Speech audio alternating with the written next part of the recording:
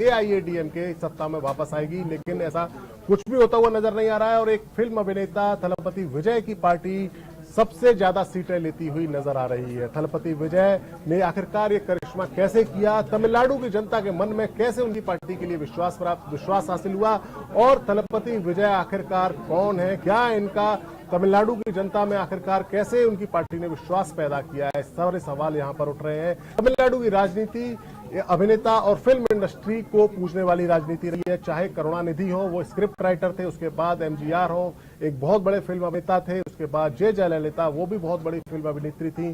तमिलनाडु की राजनीति में फिल्म स्टार्स का बहुत बड़ा रोल रहा है। और अब बीच में एक वॉइड क्रिएट हुआ था कि करुणानिधि की मौत और J. जयललिता की मौत के बाद, लेकिन एक और फिल्म स्टार, सुपरस्टार तमिलनाडु की राजनीति में छा चुका है, और वो है विजय थलपति। हमारी एंटरटेनमेंट की कॉरेस्पॉन्डेंट सोनाली सिन्हा हमारे साथ है, उनसे थलपति विजय के करियर, उनकी लाइफ, कैसे आखिरकार थलपति विजय तमिलनाडु की जनता को अट्रैक्ट करने में कामयाब रहे, उसके बारे में हम बात करते हैं। सोनाली, थलपति विजय एक सुपरस्टार तमिलनाडु का, जिसको उत्तर भारत के लोग भी जानते थे, दर्शक जानते थे, लेकिन आखिरकार उनकी लाइफ में ऐसा क्या करिश्मा है, क्या उनकी फिल्में कितनी अच्छी हैं जो तमिलनाडु के लोगों पर इतना असर कर पाई कि उन्हें लगा कि एक लीडर के तौर पर भी थलपति विजय कामयाब होंगे?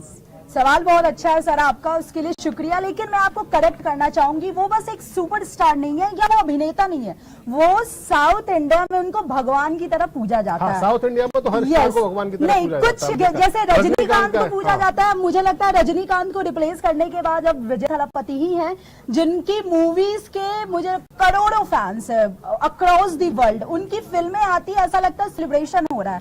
और 8 मई को उनकी आखिरी फिल्म आने वाली है, उसको लेकर भी एक्साइटमेंट बहुत ज्यादा है, और वो फिल्म भी पॉलिटिकल ड्रामा ही है। लेकिन हम लोग ये देखते हैं कि तमिलनाडु की पॉलिटिक्स में जो अगर फिल्म स्टार अगर पॉलिटिक्स में एंट्री करता है तो वो फिल्मों से थोड़ा सा साइड में हटके तब पॉलिटिक्स को पूरा टाइम देता है। लेकिन उन्होंने इलेक्शन भी लड़ा, टीवी के पार्टी भी बनाई और एक फिल्म भी बन रही है। जी, बट ये जैसे मैं आपको बता रही हूँ, उनकी आखिरी फिल्म है, इसके बाद वो फुल ऑन डेडिकेशन अपना दिखाएंगे पॉलिटिकल। अभी तो रिजल्ट दिख रहा है सोनाली, उस हिसाब से डेडिकेशन दिखाएंगे। 100 से ज्यादा सीटें उनकी आ रही है, सबसे ऊपर वही चल रहा है। और इस बार तमिलनाडु में ना फुल लॉन्च सिनेमैटिक मोड भी है सर। अच्छा। सिर्फ विजय थलपति नहीं, सुंदर और बाकी कई सारे सेलेब्स चुनाव लड़ रहे हैं, लेकिन सबको मात देते हुए हमेशा की तरह, फिल्मों की तरह इस बार भी टॉप में विजय थलपति। फिल्म कौन सी ऐसी? बीस्ट उनकी बहुत अच्छी फिल्म है, और अभी जन नायकन आ रही है, उनकी सुपर डुपर हिट फिल्म होगी, ये मैं एज अ क्रिटिक गारंटी दे सकती हूँ, क्योंकि जो किरदार वो निभाते हैं ना, मतलब उसमें वो रम जाते हैं। उनको बड़े पर्दे पर देखना हम जैसे फैंस के लिए एक सेलिब्रेशन होता है, और जो फैन नहीं भी होता है ना,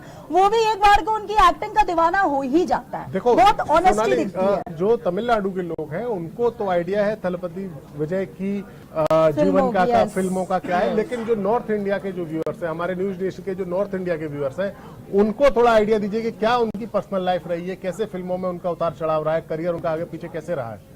अच्छा, ऐसा है कि नॉर्थ इंडिया में भी उनकी जबरदस्त फैन फॉलोइंग तो है, लेकिन पर्सनल लाइफ उनकी, क्योंकि हर सुपरस्टार की पर्सनल लाइफ में अप्स एंड डाउन्स आते हैं। जब आप इतने बड़े स्टार हो जाते हो तो कहीं ना कहीं कोई चीजें 19-20 हो जाती है। उनके भी पर्सनल लाइफ में भी कुछ ऐसी दिक्कतें चल रही है। अगर हम उनकी मैरिड लाइफ की बात करें तो 1999 में उन्होंने शादी रचाई थी, और उनकी लव स्टोरी बड़ी अमेजिंग है सर, मैं आपको बताती हूँ। उन्होंने अपने फैन से शादी की थी।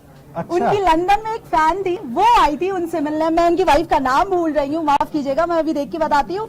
वो उनसे चेन्नई मिलने आई थी, तो उनको स्वभाव बड़ा पसंद आया, मतलब वो, और उन्होंने शादी रचा। बट तलाक की बातें अभी चल रही है, कहा जा रहा है कि जून में सब कुछ फाइनलाइज होगा कि तलाक होता है नहीं होता है। इसके साथ ही साथ ये भी दावा किया जा रहा है कि उनका एक्स्ट्रा मैरिटल अफेयर चल रहा है, और इस वजह से तो ऐसा कोई फिल्म स्टार ऐसा नहीं होता जिसके बारे में ऐसे दावे न किए जाए। लेकिन सबसे बड़ी बात यह है कि अगर कोई व्यक्ति या कोई फिल्म स्टार है, वो अगर चुनाव के मैदान में करता है, अपनी पार्टी बनाता है, और पार्टी बनाने के बाद इस तरीके से अच्छा प्रदर्शन करता है, हम अपने दर्शकों को बता दें कि किसी भी नई पार्टी का ऐसा प्रदर्शन बहुत कम देखने को मिला है। मुझे जितना मैंने पॉलिटिक्स को कवर किया, मुझे याद आ रहा है कि पहले असम गण परिषद एक पार्टी असम की थी, जिसने अपने अस्तित्व में आने के बाद 1 साल या 2 साल बाद ही चुनाव जीत लिया था और इतना अच्छा प्रदर्शन किया था। दूसरी ऐसी पार्टी आम आदमी पार्टी बनी थी, जिसने पार्टी बनने के बाद ही 2013 के चुनाव में काफी अच्छा प्रदर्शन किया और उनके नेता अरविंद केजरीवाल मुख्यमंत्री बने और दूसरी बार पूर्ण बहुमत से मुख्यमंत्री बने।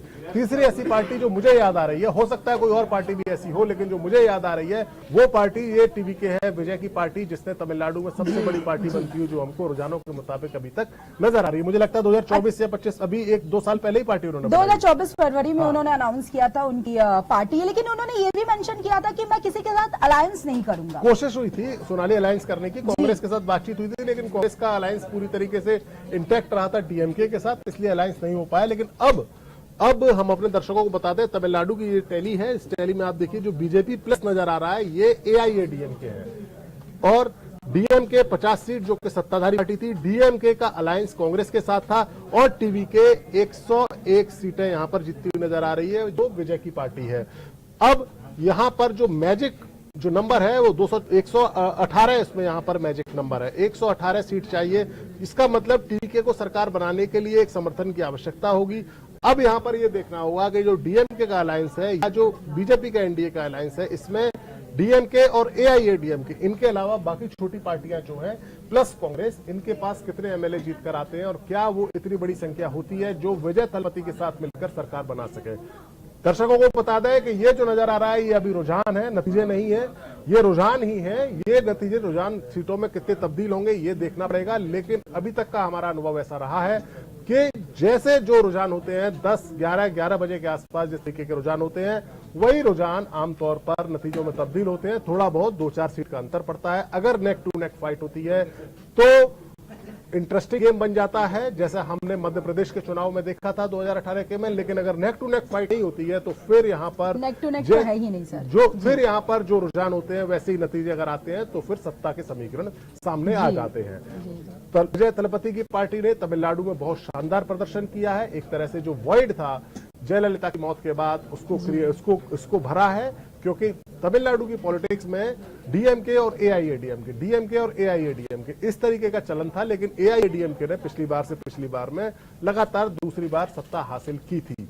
ऐसा माना जा रहा था कि जयललिता की मौत के बाद एआईएडीएमके अपना वो प्रदर्शन नहीं दोहरा पाएगी और कुछ ऐसा नजर भी आ रहा है हमको यहाँ पर। लेकिन जो वॉइड क्रिएट हुआ था उस वॉइड को विजय की पार्टी टीवीके ने पूरी तरीके से भर दिया है।